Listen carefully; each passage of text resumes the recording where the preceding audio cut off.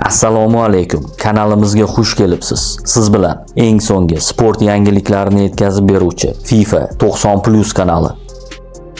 Qatar yashil maydonlarida o'tkazilayotgan FIFA U17 Jahon chempionatida 1-8 final uchrashuvlari start oldi. Ushbu bosqichda Islombek Ismoilov boshchiligidagi O'zbekiston U17 terma jamoasi Italiya terma jamoasiga qarshi maydonga tushdi. Uchrashuv 3-2 hisobida Italiya foydasiga hal bo'ldi. Italiya vakili Campanello 19-daqiqada hisobni ochdi. 56-daqiqada esa Murodov hisobni tenglashtirdi. 68-daqiqada Campanello ikkinchi golini urdi. Oradan 2 daqiqa o'tib, Idrisa hisobni 3-1 ko'rinishiga keltirdi.